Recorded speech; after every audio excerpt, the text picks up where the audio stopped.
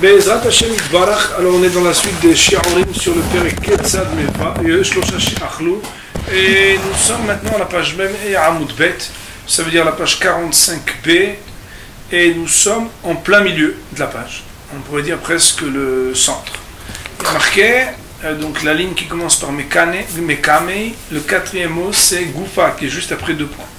Goufa, le mot Goufa dans la Gemara veut toujours dire que l'on reprend quelque chose qui a déjà été cité mais pas étudié pour approfondir. Goufa, c'est comme un zoom. C'est reprenons ce qui a été dit pour l'étudier. Comme on le sait dans la syntaxe de la Gemara qui échappe dans le sens qu'elle porte. Des fois on ne sait pas pourquoi les choses sont là. Parfois c'est parce que un des rabbanim à qui on a donné la parole, on lui redonne encore la parole pour d'autres choses qu'il a dites. Mais d'autres fois c'est parce que pour essayer d'amener des preuves et trancher certains sujets, comme ça a été le cas au-dessus, on emprunte et on va voir, explorer d'autres sujets qui ne sont pas exactement similaires, en essayant de savoir est-ce que on peut faire des analogies, ou bien est-ce qu'il faut absolument faire des différences. La Gemara nous dit Goufa. Goufa, on reprend un sujet qui a déjà été dit. Amar Ravdimi bar Yosef. Ravdimi bar Yosef de dire Amar Rav au nom de Rav. Shlosha she'achlu ke'ahat. Veyatsa echad mehem lashuk. Si trois avaient mangé ensemble, et qu'un d'entre eux était sorti la chouk. La chouk, ça ne veut pas dire uniquement au souk, mais ça veut dire à l'extérieur de la maison. Kor'in lo mezamnin alav. On doit le rappeler, et on fait le zimoun sur lui. Autrement dit, la Gemara de nous dire ici qu'à partir du moment où il a été engagé au zimoun, quand il est sorti, on le rappelle, pour pouvoir faire le zimoun sur lui. Amar Abaye, Abaye de dire, Ve'ou, et c'est à la condition que le Ve'ou, après avoir cité une loi, vient limiter la loi. C'est comme si on disait it's not right, but il ne peut être vrai cela que dans. Alors quand on dit il ne peut, on dit Ve'ou, et c'est à la condition que, et cela n'a été dit que lorsque des karoule ve'ane, qu'on l'appelle et qu'il répond. Nous allons voir, si vous le voulez bien, le commentaire de Rashi sur cette phrase qui est très importante. Nous sommes à peu près 15 lignes au-dessus dans le Rashi, donc dans l'intérieur de la page, et vous voyez en caractère gras Vehu de Karele Ve'ane. Il y a marqué Vehu de Karele Ve'ane.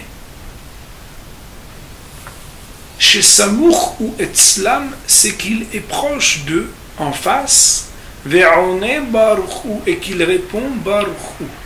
Autrement dit, Rashi, d'expliquer ce que Abaye vient restreindre cette règle, qui permet que lorsque un troisième était sorti, on le rappelle, et que malgré le fait qu'il soit sorti, il puisse, lorsqu'on le rappelle, participer aux zimoun, c'est uniquement dans le cas où on l'appelle et qu'il répond.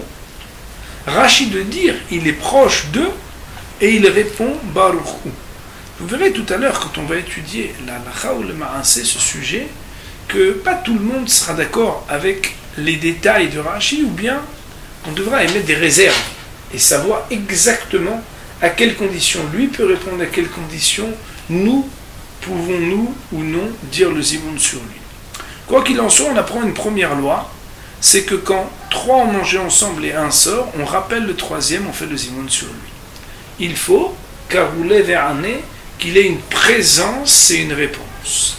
La Gemara de nous dire, Amar Marzoutra, Marzoutra de dire, Velo Amaran Ela Bishlosha, tout ce que nous avons dit n'est dit que à propos d'un zimoun prononcé à trois.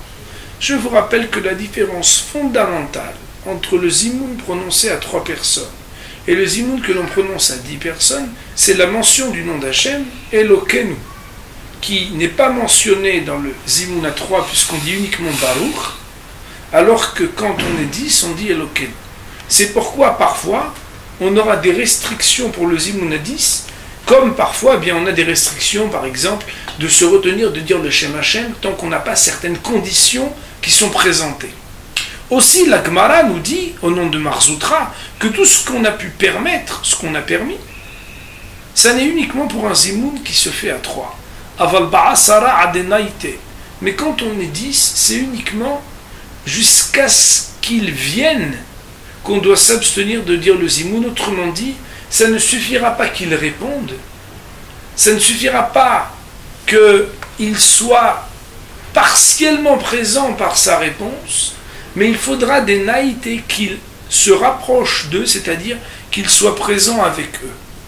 Et donc ici on a un nouvel élément. Première restriction de Abaye, c'est de dire qu'il faut qu'il l'appelle et que lui réponde. Deuxième restriction de Marzoutra, c'est que cette permission n'a lieu d'être que quand on fait un zimoun à 3, mais quand on a un zimoun à 10, il faut que la personne soit présente. Nous dit Rashi à Kadosh, regardez bien. Rashi Dibour Amadhil, quand je dis Dibour Amadhil, cela veut dire dont le titre est. Rashi Dibour Amadhil, Rashi dont le titre est Lo Amaran, c'est-à-dire cela n'a été dit que lorsque Amaran, ça pourrait se traduire en hébreu Lo Amar nous. Nous n'avons dit cela que. Autrement dit, ce mot en araméen de la Gemara qui dit Amaran veut dire nous n'avons dit ce que nous n'avons dit que dans un certain cadre.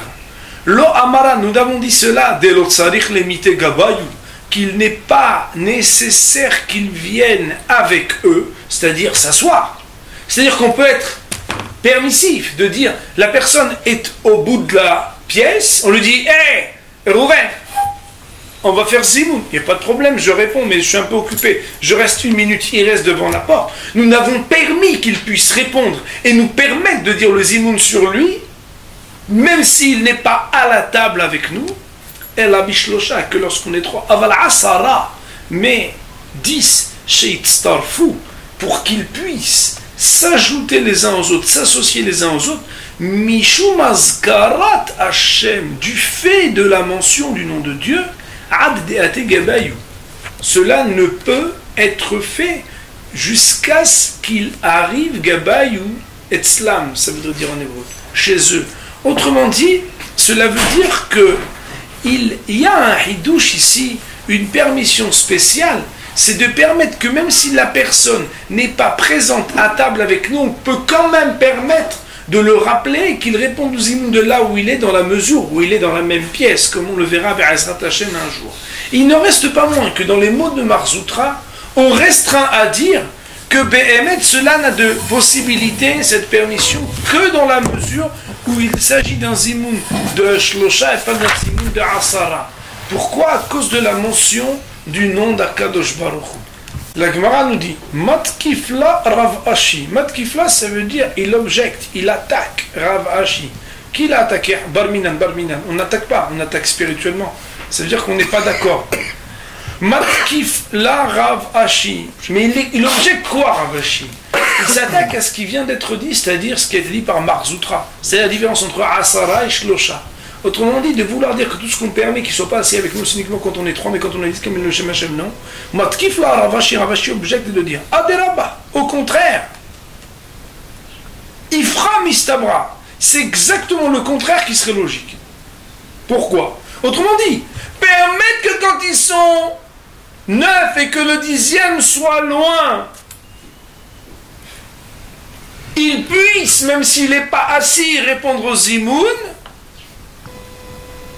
Oui, et pas quand ils sont 2 et que le 3e est à la porte, mais voudrait que le 3e vienne s'asseoir. Autrement dit, Marzoutra nous a dit, s'ils sont 3 et que le 3e n'est pas juste là, mais à côté, on permet, mais s'ils sont 10, quand il y a le nom d'Hachem, on permet pas. Viens, Ravashi, et dit pas du tout, c'est exactement le contraire qui serait logique. C'est quoi le contraire qui serait logique? C'est que quand ils sont 9 et que le 10e est pas loin mais pas là, c'est pas grave. Quand ils sont 3 et que le 3e n'est pas là, ça serait plus grave. Pourquoi? La Gemara d'expliquer l'argument de Ravashi.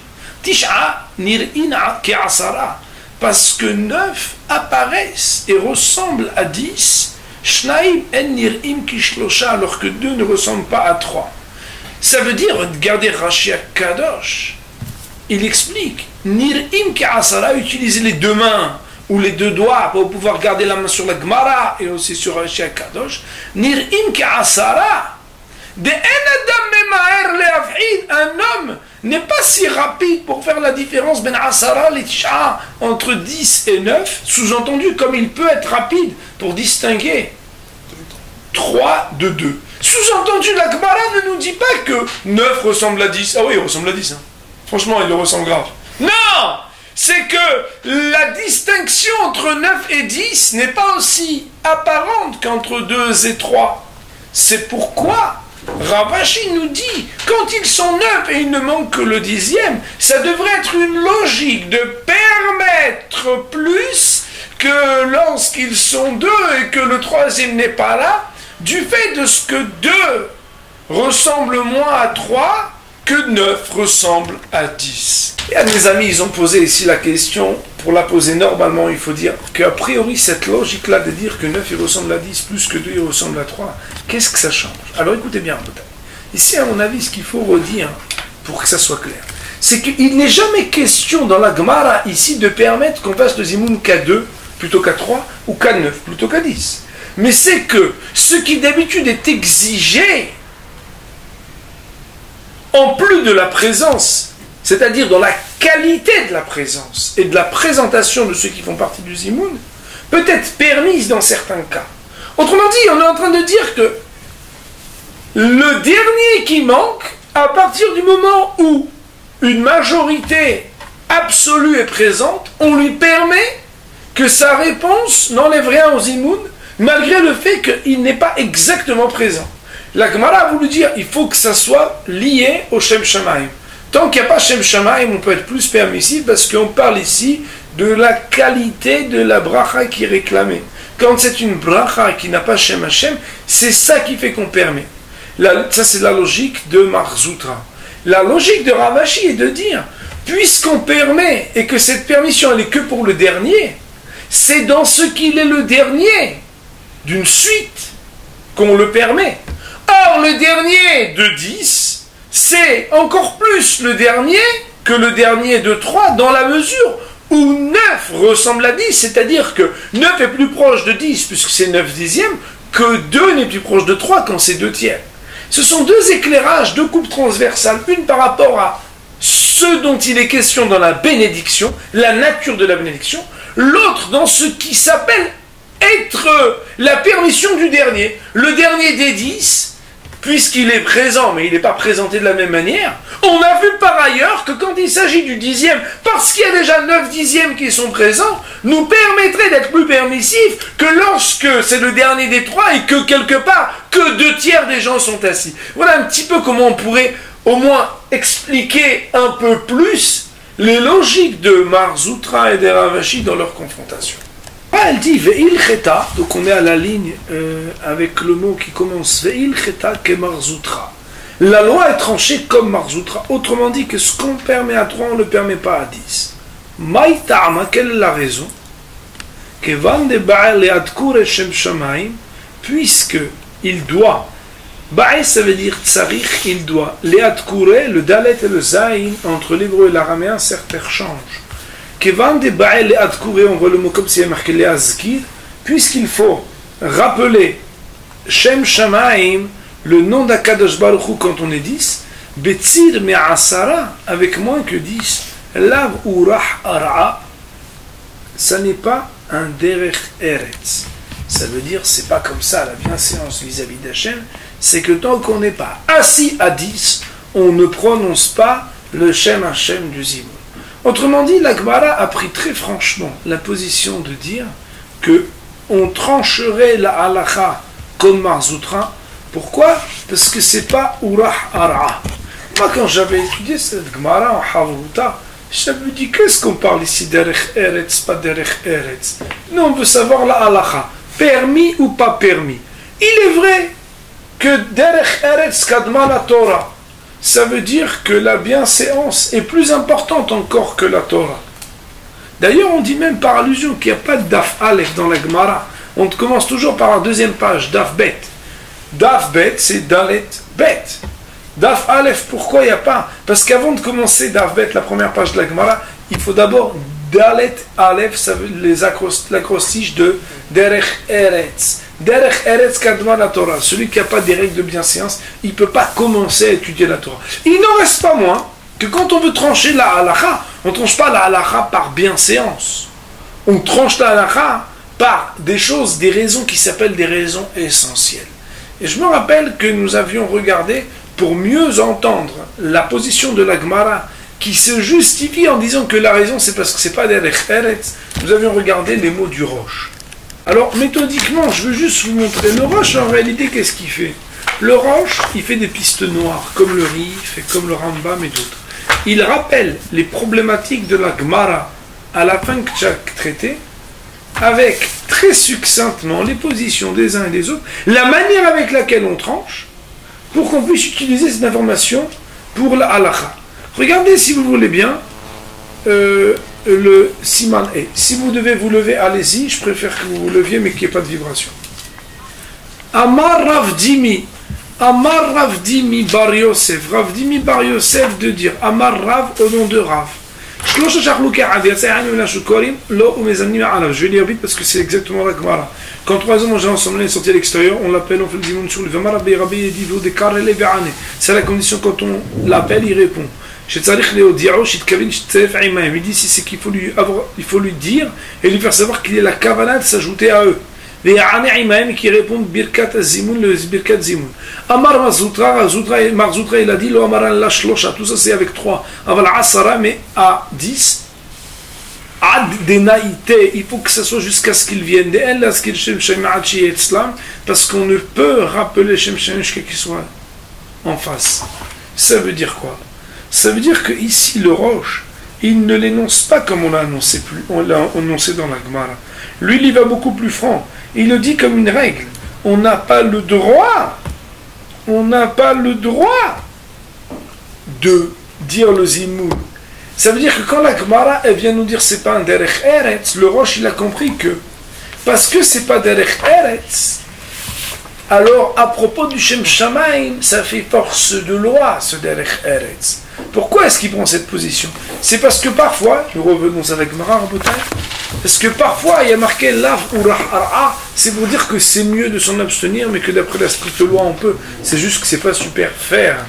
Alors que le roche prend une position tranchée pour dire que de ce que la Gemara nous dit, c'est qu'elle vient ici nous dire que ce qui a marqué que c'est pas ou rahara, un derech eret, ça va faire force de loi, la halacha ou le maaseh. La Gemara de continuer de nous dire, on est en début de ligne, il est marqué Amar Abaye, Abaye de dire Nakitinan Shenaim Sheachlu Keachat Mitzvah Lehalek. Nous avons érigé et dit Nakitinan, ça veut dire nous tenons que deux qui ont mangé ensemble Mitzvah Lehalek. C'est une obligation de se séparer. Nous avions, je pense, si vous vous rappelez, étudié ce sujet.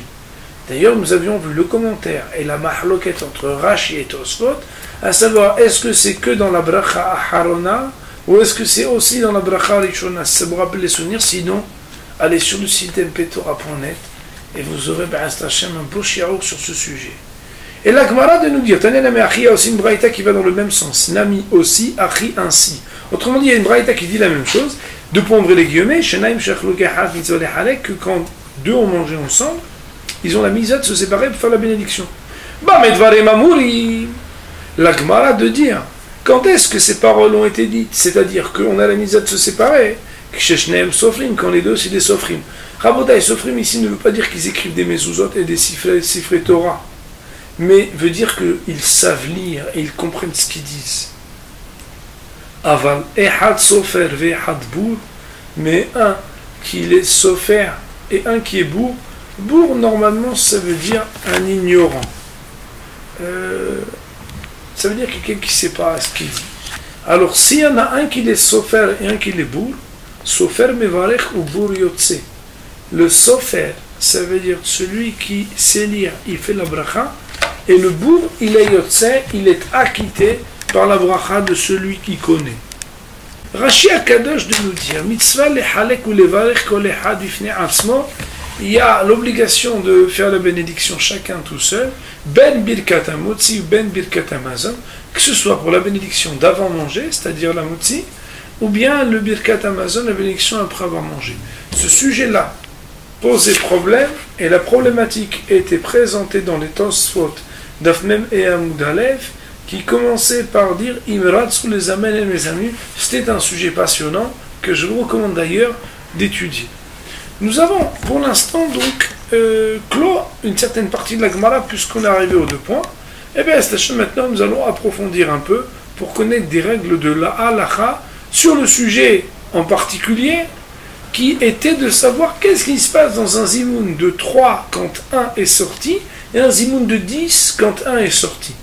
Pour rendre intéressante cette enquête halachique, même si en soi le simple fait de savoir les choses quand elles sont écrites dans le Shulchan Aruch a un intérêt, je vais susciter votre curiosité. Il est marqué dans Rashi Kadosh qu'à partir du moment où Karele Ve'ane, on l'appelle et il répond, Rashi avait dit il faut qu'il se trouve en face d'eux, pas loin, et qu'il réponde lui-même aux zimoun. Rabotai, si cette personne-là est présente mais ne répond pas aux zimoun, est-ce que ce serait permis ou pas permis? Et y aurait-il des différences? Est-ce qu'il ne répond pas mais il est à côté, ou est-ce qu'il ne répond pas et il est loin? Autrement dit, nous parlons du zimoun comme d'une bénédiction qui doit se prononcer en présence de 3 personnes. Nous parlons d'une bénédiction qui demande que nous ayons l'intention de nous associer.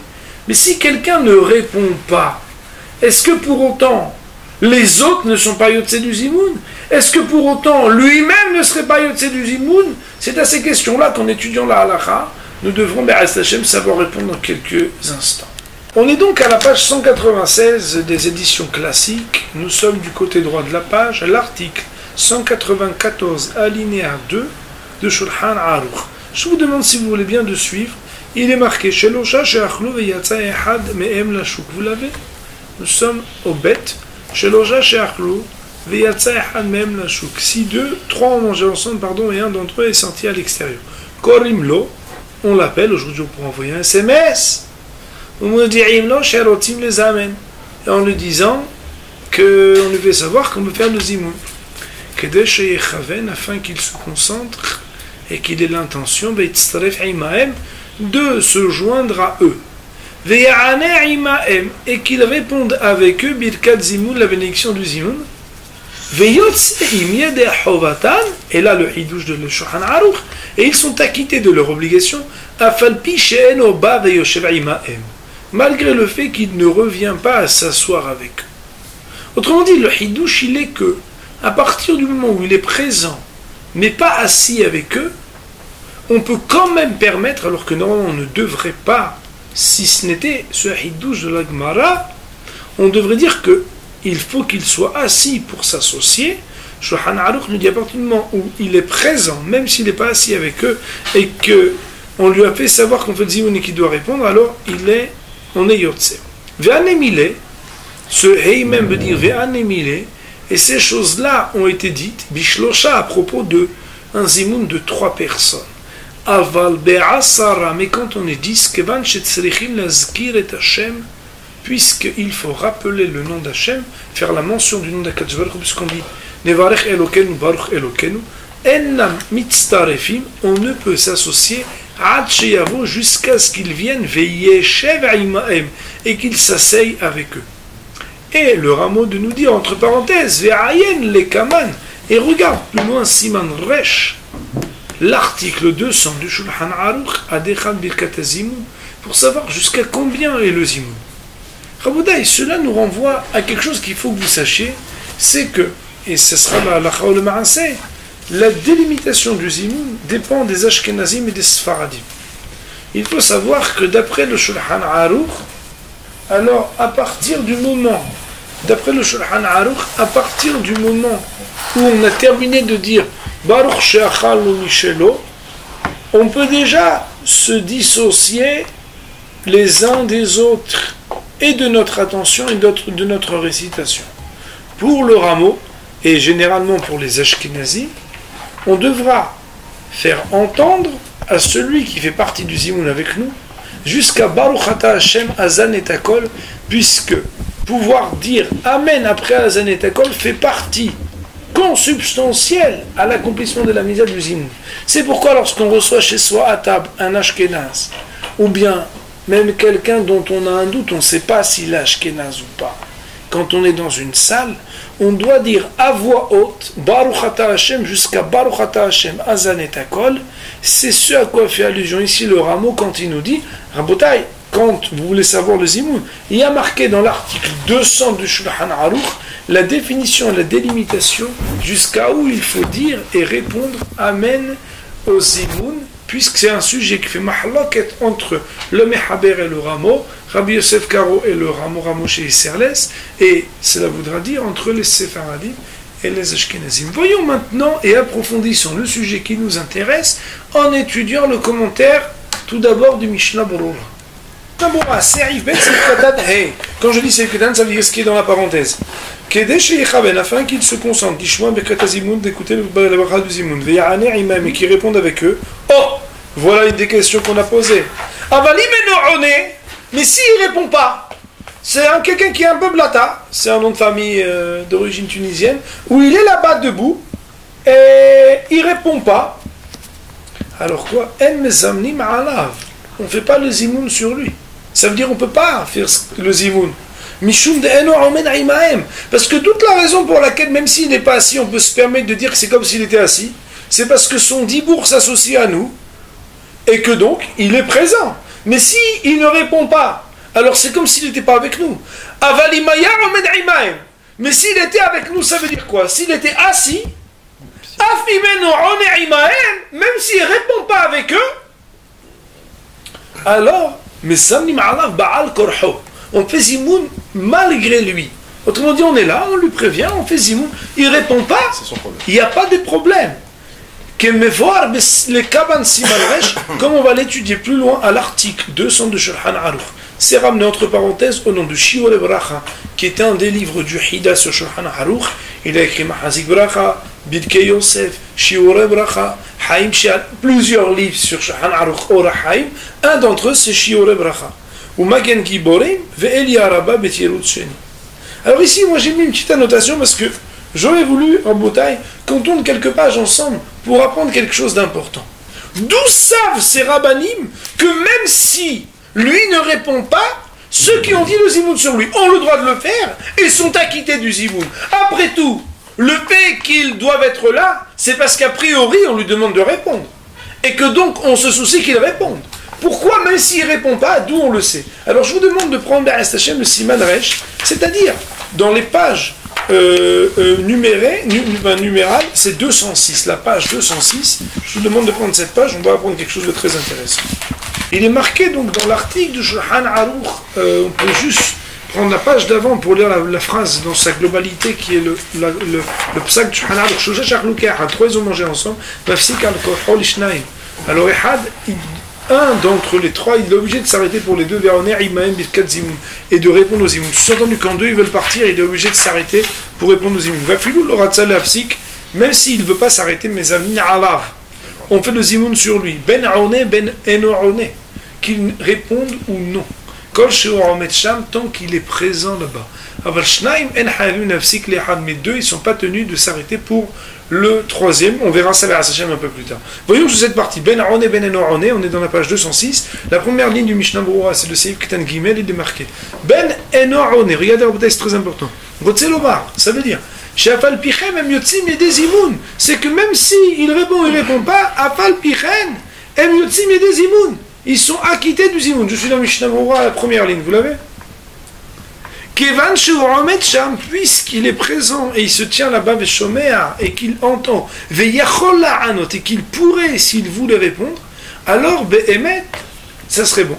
Par contre, il dit Mishnah Berurah entre parenthèses, ou la pouké, mais c'est pour exclure le cas, comme quand il est sorti à l'extérieur, que là-bas, Siman Kuf Tzadik Dalet, c'est le bête, il y a des limitations, il faut qu'il réponde.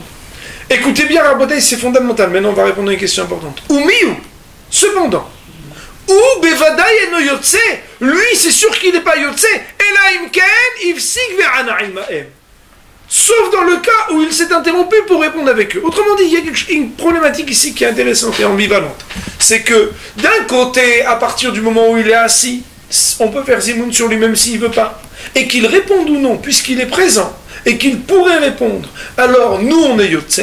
Par contre, lui, tant qu'il n'a pas répondu, même s'il est présent et assis, et qu'il pourrait répondre, alors, émettre, il n'est pas Yotse tant qu'il ne répond pas. On va dire que, donc, voilà donc les réponses à ce premier sujet.